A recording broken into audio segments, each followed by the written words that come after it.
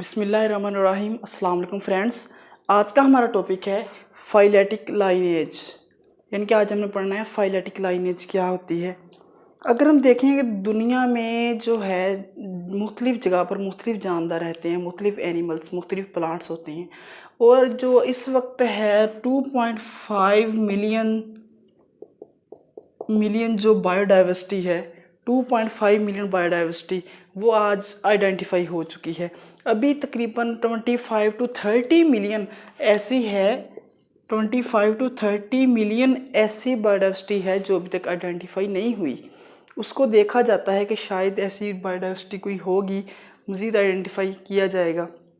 अगर परसेंटेज का देखें तो परसेंटेज टोटल एनिमल्स अगर 100% हैं, 100% हैं, 100% में से 53.1% जो इंसेक्ट्स हैं, 53.1% इंसेक्ट्स हैं। और ये जो इंसेक्ट्स हैं और बाकी इसमें 19.9% जो हैं वो हैं एनिमल्स।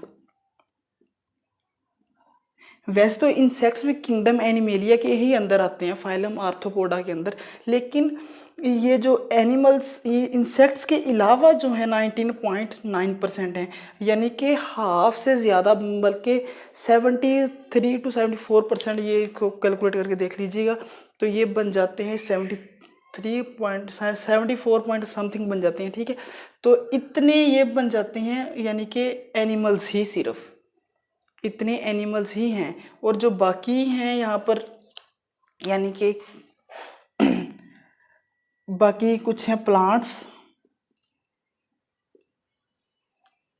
हैं, यानी कि बाकी कुछ बच जाते हैं। जैसे कि यहाँ पर 53.1% इंसेक्ट्स हैं, 19.9%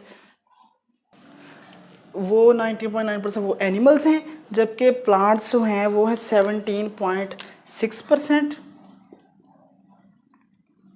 17.6% और 9.4% जो हैं वो आ जाती हैं एल्गी, फंजाई, प्रोटोजोन्स, और बाकी जो डिफरेंट एनिमल्स हैं वो सारे के सारे इसमें आ जाते हैं 9.4% के अंदर। अब ये फाइलेटिक लाइनेज क्या होती है? अब ये जितने जानदार हैं सबका आपस में लिंक है। हम फाइलोजेनी हम कहते हैं जब एक जानदार का दूसरे से हम लिंक स्टडी करते हैं, एक ना ट्री के थ्रू। जैसे एक ट्री लाइक स्ट्रक्चर होता है, जैसे फॉर एग्जांपल ये एक क्या था, कॉमन जानदार है एक, इससे आगे निकले हैं दो, ठीक है, फिर इससे आगे 3 निकले हैं, इससे आगे भी 2 निकल आए हैं, ठीक है, फिर इससे आगे मज़ीद 2 निकल आए हैं, और ये इससे आगे 2 निकल आए हैं, इससे आगे। यानी कि हर जानदार, इस तरह हम एक ना ट्री के थ्रू जानदार को स्टडी करते हैं, उसको कहते हैं फाइलोजेनिक ट्री। ठीक है, अब इसके लाइनेज को बोलेंगे फाइलोजेनेटिक, यानी कि फाइलेटिक लाइनेज। फाइलेटिक लाइनेज क्या होती है कि हर इंसेस्टर, मतलब अबावदाद और उसका डिसेंडेंट उसका लिंक्ड होता है। ठीक है, एवरी इंसेस्टर, यानी कि हर इंसेस्टर का डिसेंडेंट के साथ लिंक होता है। और वो वर्ड यूज हुआ है रिमोट पास्ट, यानी कि बहुत पुराने जो जानदार हैं, जो बहुत माजी में हैं, उनके साथ कोई ना कोई लिंक होगा। वो लिंक को हम स्टडी करते हैं फाइलेटिक लाइनेज के साथ, यानी कि हर डिसेंडेंट का हर उसके इंसेस्टर के साथ लिंक होगा, और जो आने वाला न्यू डिसेंडेंट है वो पहले इंसेस्टर से ही राइज हुआ होगा। ठीक है, तो इस तरह हम एक लिंक स्टडी करते हैं, और जब ये हम डिफरेंट एनिमल्स का लिंक स्टडी करते जाते हैं तो एक कॉमन ओरिजिन की बात आ जाती है। ठीक है, सबका फिर एक कॉमन ओरिजिन बन जाता है। ये जो कॉमन ओरिजिन है, अब लाइफ जो है अर्थ पर, अर्थ एक प्लेनेट है, यहाँ पर जो लाइफ है इसका कंप्लीट हमें फॉसिल रिकॉर्ड नहीं मिलता, तो इसलिए हम सब का कॉमन ओरिजिन भी नहीं निकाल पाते। कंप्लीट फॉसिल रिकॉर्ड ना मिलने की रीज़न क्या है? क्योंकि जो पहले थे, जैसे हमने पीछे जियोलॉजिकल टाइम स्केल पढ़ा था, उसके अंदर हमने पढ़ा कि 3000 मिलियन ईयर्स को बैक्टीरिया आए थे, यानी कि तब, यानी कि जब कैम्ब्रियन पीरियड था, प्री कैम्ब्रियन पीरियड, जिस यानी कि आर्कियोजोइक एरा के अंदर जो जानदार थे वो सॉफ्ट बॉडीड थे, सॉफ्ट बॉडीड ऑर्गेनिज्म। तो सॉफ्ट बॉडीड थे तो उनके फॉसल्स सही वेल प्रिजर्व नहीं थे, इसलिए उनके फॉसल्स रिकॉर्ड नहीं सही मिलता। इस वजह से हमें कॉमन ओरिजिन की आगे जाके प्रॉब्लम बनती है। ठीक है, ये था फाइलेटिक लाइनेज। नेक्स्ट हमने पढ़ना है biological method.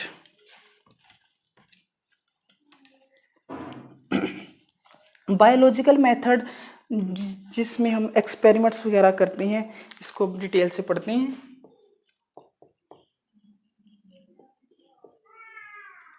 Biological method, biological method में हम क्या करते हैं कि इसके अंदर अब जो साइंस है, साइंस बेस करती है एक्सपेरिमेंट पर, ऑब्जर्वेशंस पर। ठीक है, अब सबसे पहले आती है हमारे पास कोई ना कोई होती है प्रॉब्लम। यानी कि अब जब हमने कोई भी एक्सपेरिमेंट करना होता है ना, पहले कोई प्रॉब्लम होती है, उस प्रॉब्लम को लेकर हमने एक्सपेरिमेंट करना होता है। अब ये जो प्रॉब्लम है इसके बारे में जब हमने कोई जजमेंट करनी है तो पहले सेकंड स्टेप आ जाएगा ऑब्जर्वेशंस।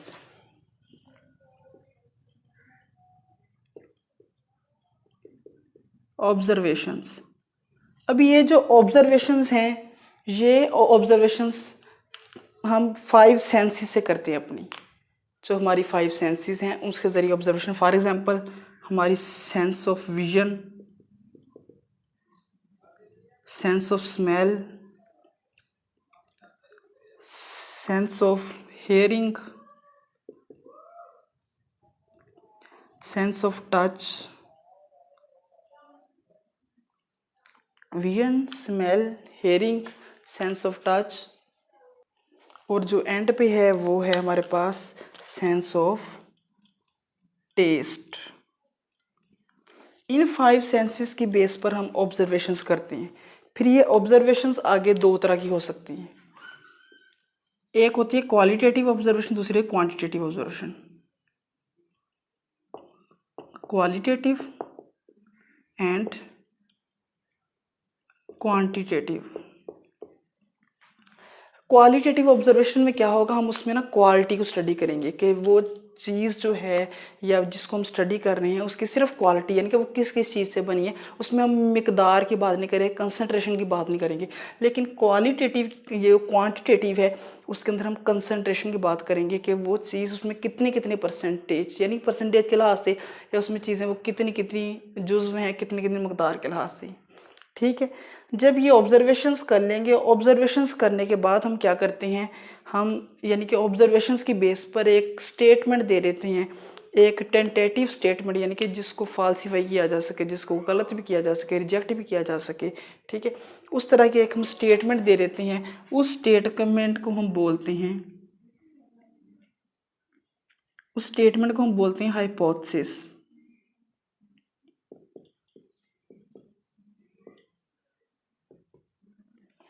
हाइपोथेसिस, ये जो हाइपोथेसिस है, यानी कि हम हाइपोथेसिस एक स्टेटमेंट दे देते हैं, तो उस स्टेटमेंट को बाकी साइंटिस्ट लेकर डिफरेंट एक्सपेरिमेंट्स करना स्टार्ट कर देते हैं।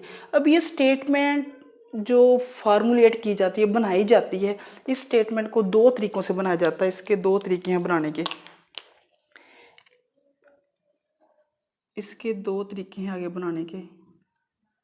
एक को कहते हैं डिडक्टिव रीजनिंग, डिडक्टिव रीजनिंग, और एक को inductive reasoning, inductive reasoning. Deductive reasoning और इंडक्टिव रीजनिंग। डिडक्टिव रीजनिंग में हम क्या करते हैं, जनरल टू स्पेसिफिक, यानी कि हमने एग्जांपल ऐसे देनी होती है अपनी हाइपोथेसिस की कि पहले हमने जनरली एग्जांपल देनी है, फिर हाइपोथेसिस की। फॉर एग्जांपल अगर मैं कहूँ कि ऑल बर्ड्स हैव विंग्स, कि तमाम परिंदों के पर होते हैं, और इस तरह मैं कहूँ फिर बाद में चिड़िया, चूँकि उसके भी पर हैं, इसका मतलब वो भी परिंदा है। यानी कि पहले मैंने जनरली बात की, फिर मैं स्पेसिफिक बात कर दी चिड़िया की। इस तरह मैं अगर कहूँ कि जो चिड़िया है या ईगल है, ठीक है, या फिर क्रो है या स्पैरो है, ठीक है, इनके क्या होते हैं, विंग्स होते हैं, तो इसका मतलब तमाम परिंदों के विंग्स होते हैं।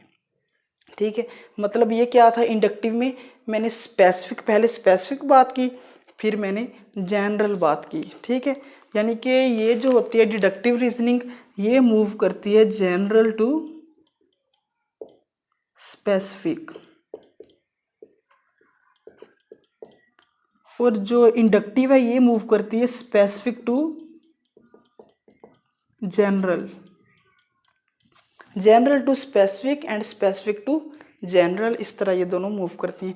जब ये हाइपोथेसिस फार्मुलेट हो जाता है, फिर साइंटिस्ट क्या करते हैं, इन हाइपोथेसिस को आगे इनको एक टारगेट लेते हैं, वो फिर टारगेट लेकर आगे जाके इनको मज़ीद साइंटिस्ट एक्सपेरिमेंट्स करना स्टार्ट कर देते हैं। जब ये एक्सपेरिमेंट होते हैं,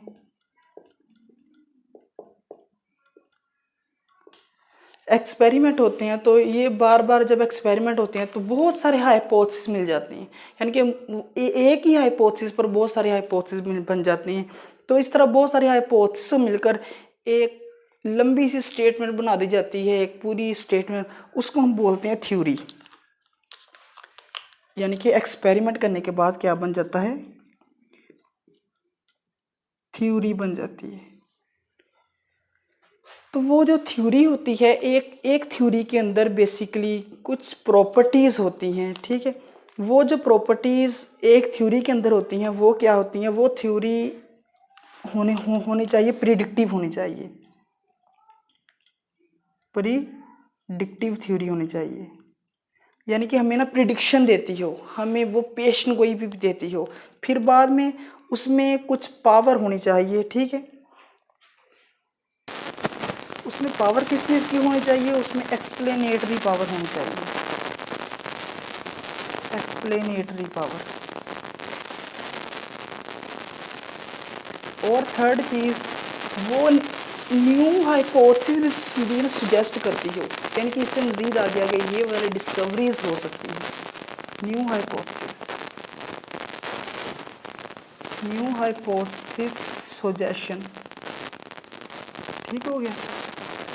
अब इस तरह की थ्योरी जिसके अंदर ये तीनों चीज़ें पाई जाती हैं उसको बोलते